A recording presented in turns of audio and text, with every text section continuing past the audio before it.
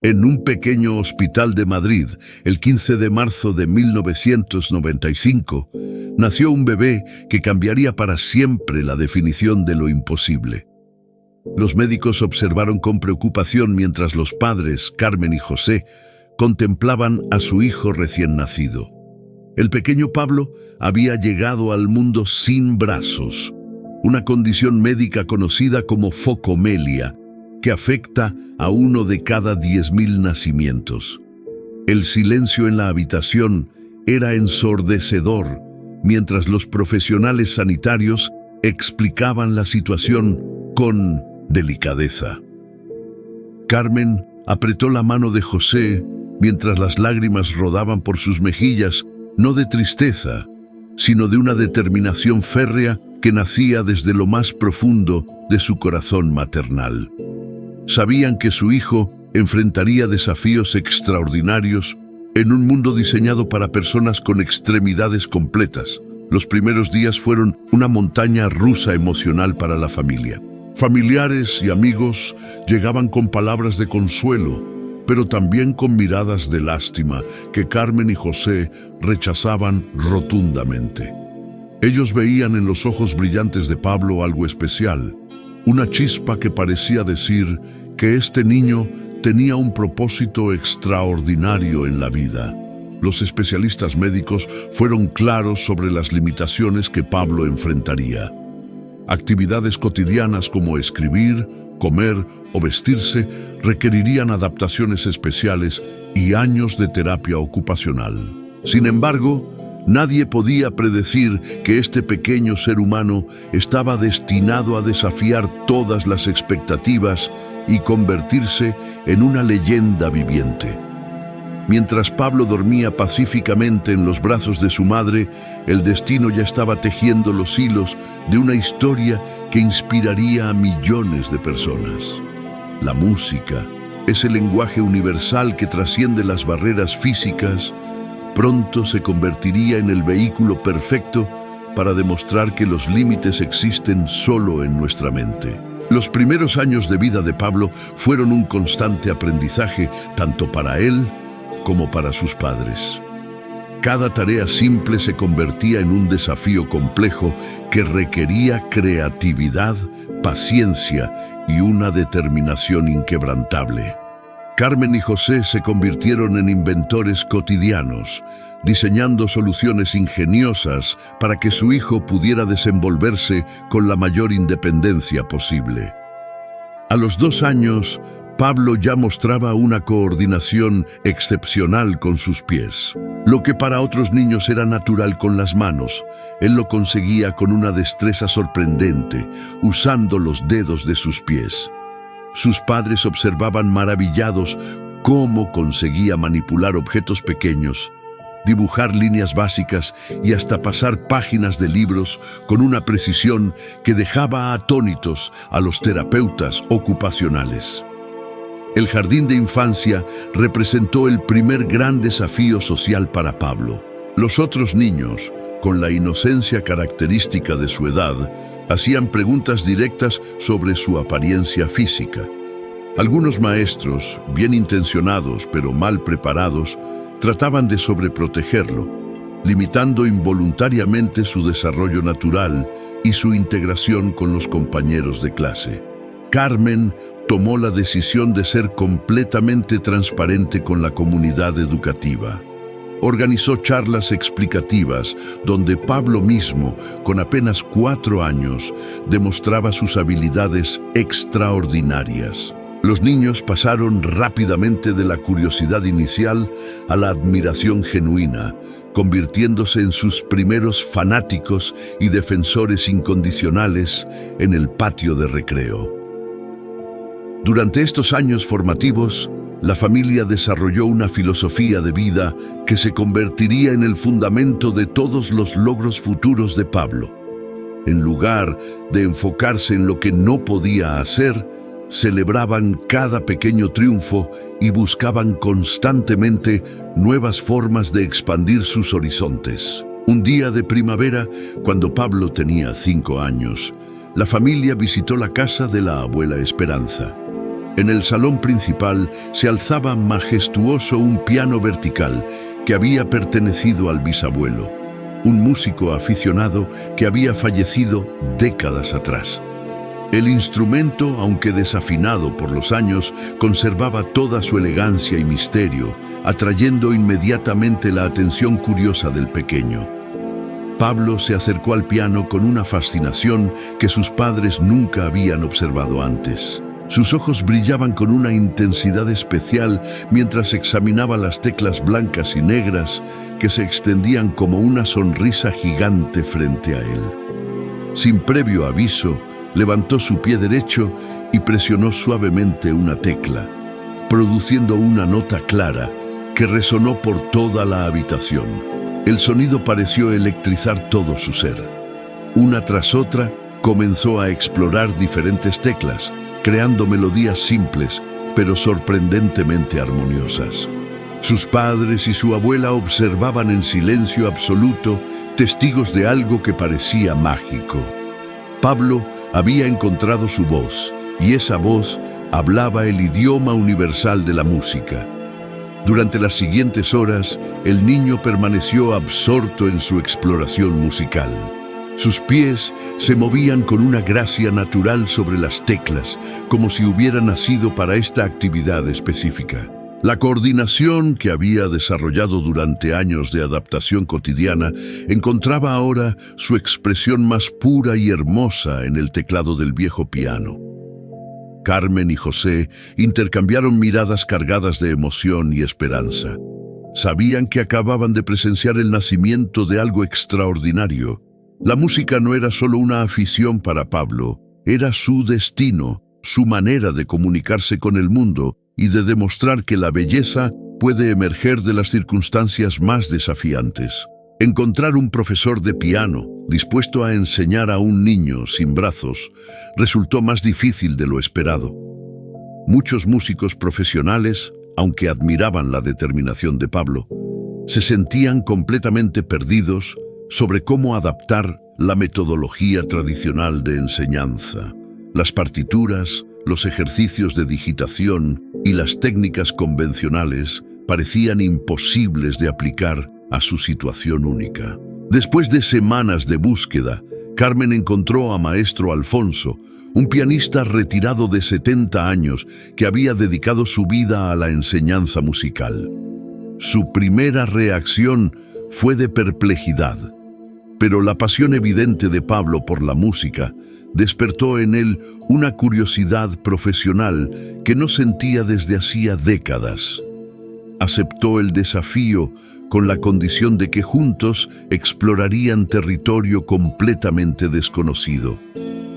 Las primeras lecciones fueron experimentos fascinantes en creatividad pedagógica.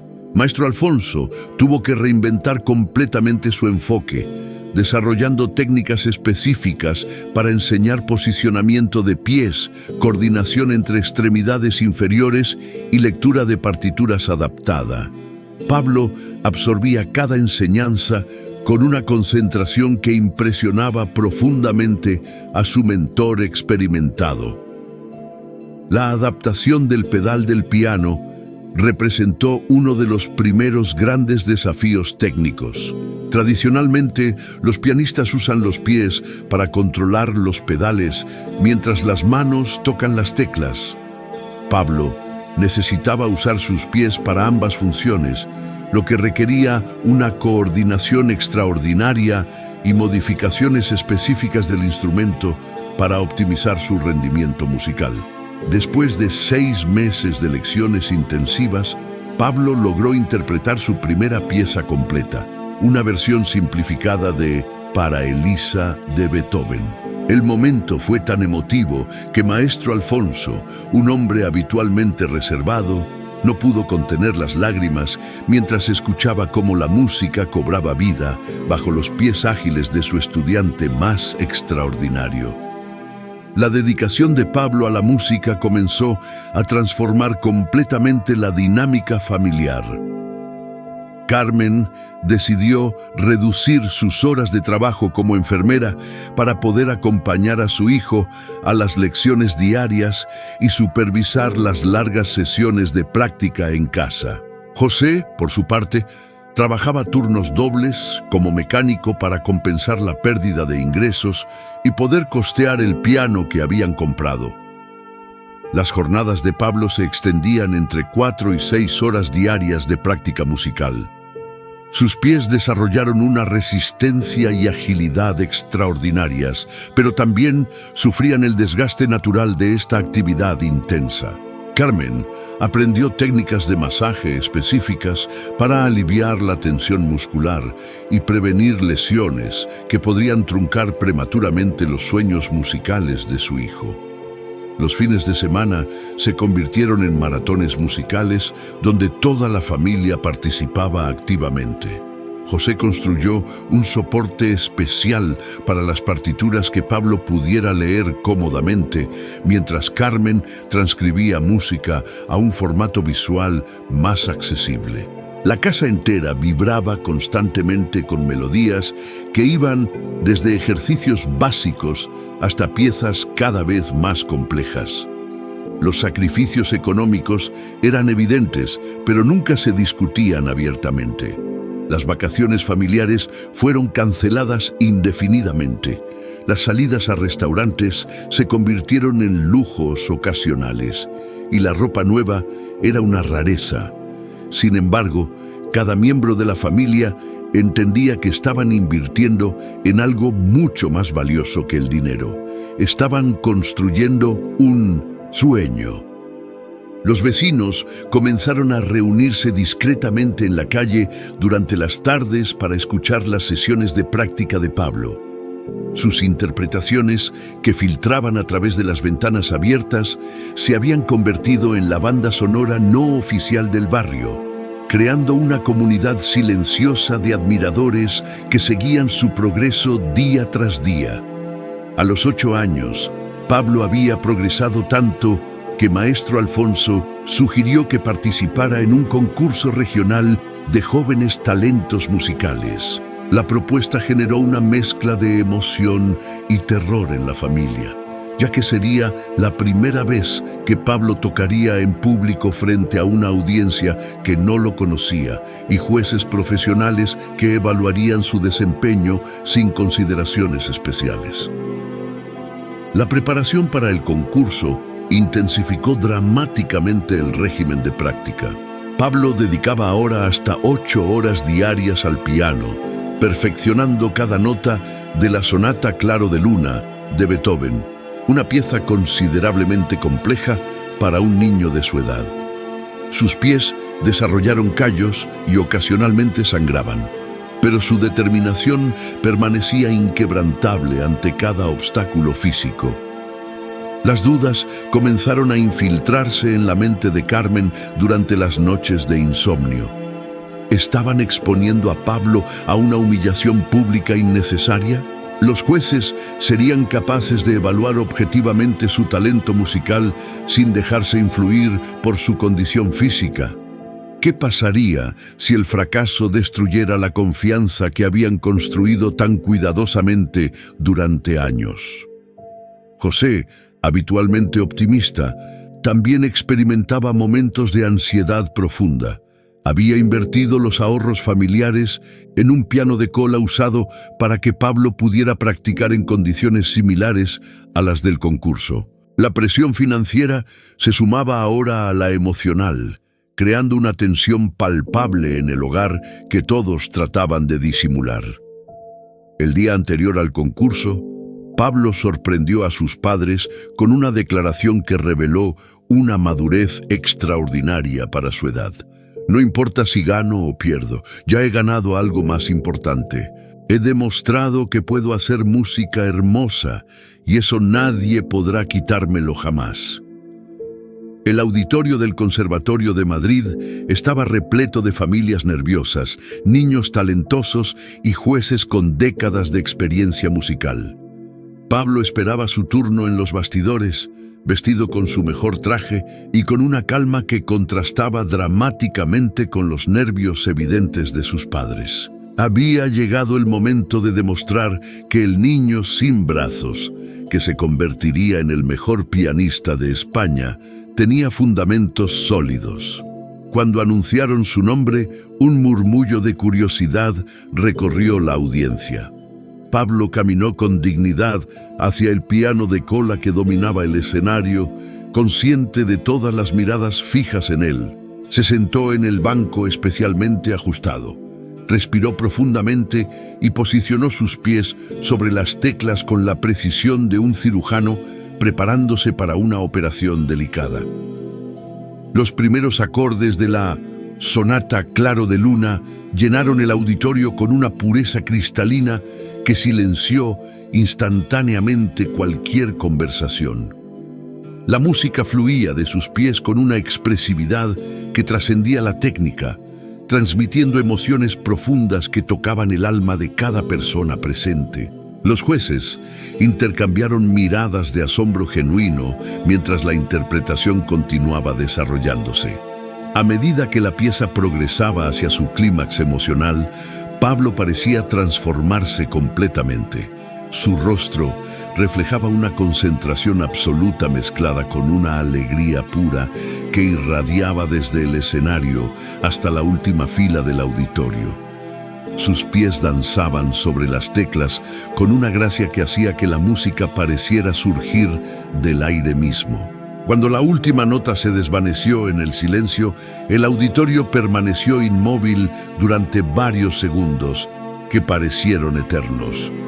Luego, como si hubieran despertado de un hechizo colectivo, la audiencia estalló en una ovación que duró más de 5 minutos, con personas poniéndose de pie y lágrimas visibles en muchos rostros. La victoria de Pablo en el concurso regional fue solo el comienzo de una cascada de reconocimientos que cambiarían su vida para siempre.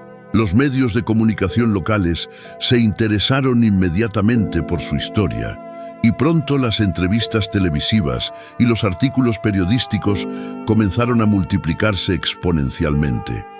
España entera conocía ya el nombre del niño prodigio que desafiaba todas las expectativas. Si te ha emocionado esta increíble historia de superación, no olvides suscribirte al canal y activar la campanita para no perderte más relatos inspiradores como este. Tu apoyo nos motiva a seguir compartiendo historias que demuestran el poder ilimitado del espíritu humano. Deja un comentario contándonos qué te ha parecido más impactante de la historia de Pablo hasta ahora. Nos encanta leer vuestras reflexiones y experiencias personales relacionadas con la superación de obstáculos. El Conservatorio Superior de Música de Madrid extendió una invitación oficial para que Pablo realizara una audición especial. Los profesores más prestigiosos del país querían evaluar personalmente su técnica y potencial artístico. La noticia generó expectación en círculos musicales profesionales que nunca habían considerado la posibilidad de un pianista sin brazos alcanzando niveles de excelencia. La audición se convirtió en un evento histórico dentro del conservatorio. Pablo interpretó un repertorio diverso que incluía Bach, Chopin y Rachmaninoff, demostrando una versatilidad estilística que impresionó profundamente a los académicos presentes. Su técnica había evolucionado hasta alcanzar un nivel que muchos pianistas convencionales tardan décadas en desarrollar, si es que lo logran alguna vez. La aceptación de Pablo en el Conservatorio Superior representó un hito histórico, ya que se convirtió en el primer estudiante sin extremidades superiores en ser admitido en la institución más prestigiosa de España. Los profesores tuvieron que adaptar completamente sus metodologías de enseñanza, creando un programa personalizado que maximizara el potencial único de Pablo mientras mantenía los estándares académicos más exigentes. Los primeros meses en el conservatorio fueron intensos y desafiantes.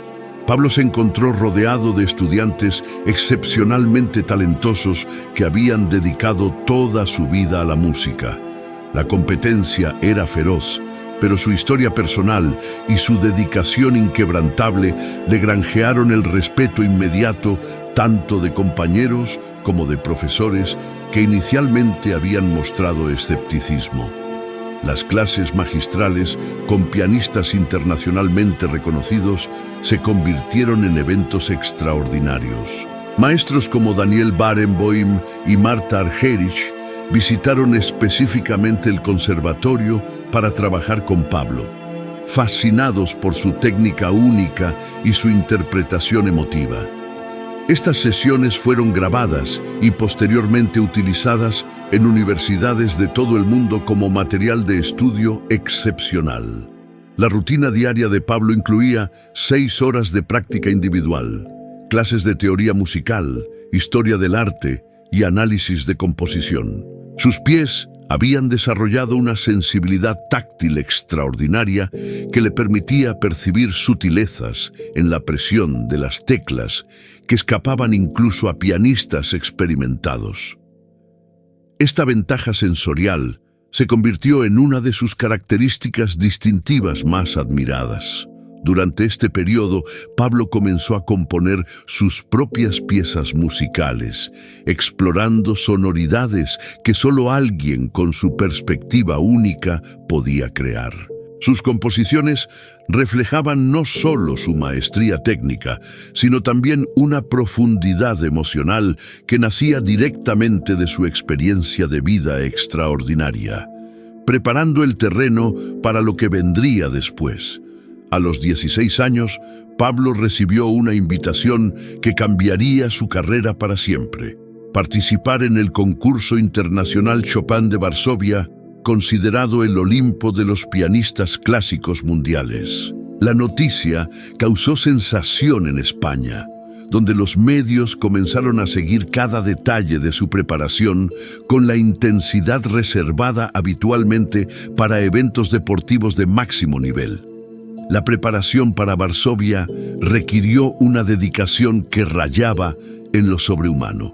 Pablo practicaba entre 10 y 12 horas diarias, perfeccionando un repertorio de Chopin que incluía algunos de los estudios más técnicamente demandantes jamás compuestos. Sus pies desarrollaron una velocidad y precisión que desafiaban las leyes de la biomecánica, ejecutando pasajes que muchos pianistas consideran imposibles, incluso con 10 dedos. El viaje a Polonia fue acompañado por una delegación de periodistas españoles que documentaron cada momento del proceso. Pablo se había convertido en un embajador cultural de su país, cargando sobre sus hombros no solo sus propias aspiraciones, sino las esperanzas de toda una nación que había adoptado su historia como símbolo de superación y excelencia. Los ensayos en el histórico Teatro Nacional de Varsovia fueron sesiones mágicas donde Pablo se familiarizó con la acústica del lugar donde los más grandes pianistas de la historia habían dejado su huella. El piano Steinway de concierto respondía a su toque con una sensibilidad que parecía amplificar no solo las notas, sino las emociones más profundas contenidas en cada frase musical. La noche anterior a su presentación, Pablo llamó a sus padres desde su hotel. Su voz transmitía una serenidad profunda mientras les aseguraba que, independientemente del resultado, ya había logrado algo que parecía imposible años atrás: demostrar al mundo entero que los límites existen únicamente en nuestra imaginación. El día de la presentación, el Teatro Nacional de Varsovia estaba completamente lleno, con una audiencia internacional que incluía críticos musicales, pianistas profesionales y melómanos de todo el mundo. Pablo apareció en el escenario vestido de etiqueta, caminando con la elegancia natural que había desarrollado a lo largo de años de presentaciones públicas. El silencio era tan profundo que se podía escuchar la respiración colectiva de 1500 personas. Cuando Pablo se sentó frente al Steinway y posicionó sus pies sobre las teclas, algo mágico sucedió en el ambiente. Los primeros compases del estudio Opus 10, número 4 de Chopin, llenaron el teatro con una intensidad que electrizó a toda la audiencia. Su interpretación no era simplemente técnicamente perfecta, era una revelación artística que redefinía completamente lo que significa hacer música. Durante los 20 minutos que duró su presentación, Pablo transportó a la audiencia a través de un viaje emocional extraordinario. Cada frase musical estaba impregnada de una expresividad que nacía de años de superación personal, convirtiendo las notas en un testimonio viviente de la capacidad humana para trascender cualquier limitación física.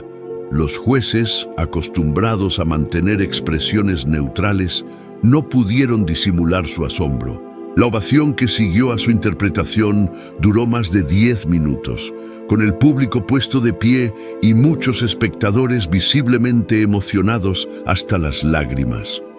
Los otros concursantes, lejos de mostrar envidia, se unieron al aplauso con genuina admiración por lo que habían presenciado. Pablo había logrado algo más que una interpretación excepcional. Había creado un momento histórico en la música clásica mundial. Cuando los jueces anunciaron que Pablo había ganado el primer premio, la explosión de alegría fue indescriptible. España entera se paralizó frente a los televisores mientras veían a su héroe recibir el reconocimiento más prestigioso del mundo pianístico. El niño sin brazos se había convertido oficialmente en el mejor pianista de España y uno de los más respetados internacionalmente. El triunfo de Pablo en Varsovia desencadenó una revolución mediática internacional que trascendió completamente el mundo de la música clásica. Las principales cadenas televisivas de todo el mundo solicitaron entrevistas exclusivas, mientras que su historia se convirtió en titular de periódicos desde Nueva York hasta Tokio. Pablo se había transformado en un símbolo global de superación que inspiraba a millones de personas. Las ofertas de conciertos comenzaron a llegar desde las salas más prestigiosas del mundo: el Carnegie Hall de Nueva York, la Ópera de Sydney, el Royal Albert Hall de Londres y la Filarmónica de Berlín competían por incluir a Pablo en sus temporadas. Cada presentación se agotaba en cuestión de horas, con audiencias que buscaban no solo excelencia musical, sino también inspiración personal profunda. Los ingresos generados por estos conciertos permitieron a Pablo establecer una fundación dedicada a proporcionar instrumentos musicales adaptados y educación especializada a niños con discapacidades físicas. Su misión era asegurar que ningún niño con talento musical fuera limitado por barreras económicas o falta de recursos técnicos apropiados para su condición específica. Las universidades más prestigiosas del mundo comenzaron a ofrecer doctorados honorarios a Pablo, reconociendo no solo su contribución artística, sino también su impacto social transformador. Sus conferencias magistrales combinaban demostraciones musicales con reflexiones profundas sobre la naturaleza del talento, la perseverancia y la redefinición de los límites humanos. Los fabricantes de pianos desarrollaron instrumentos específicamente diseñados según las especificaciones de Pablo, incorporando innovaciones que posteriormente beneficiaron a toda la comunidad de pianistas. Su influencia había trascendido la interpretación musical para impactar directamente el desarrollo tecnológico de los instrumentos, creando un legado que perduraría por generaciones. A los 25 años, Pablo había establecido una escuela internacional de música adaptada que atraía estudiantes con diversas discapacidades físicas de todos los continentes. Su metodología pedagógica revolucionaria se había convertido en el estándar mundial, para la enseñanza musical inclusiva, demostrando que el talento no reconoce barreras físicas cuando se combina con determinación y técnicas apropiadas. Los documentales sobre su vida se convirtieron en material educativo obligatorio en escuelas de todo el mundo, utilizados para enseñar valores como la perseverancia, la autoestima y la importancia de no juzgar las capacidades de las personas por su apariencia física.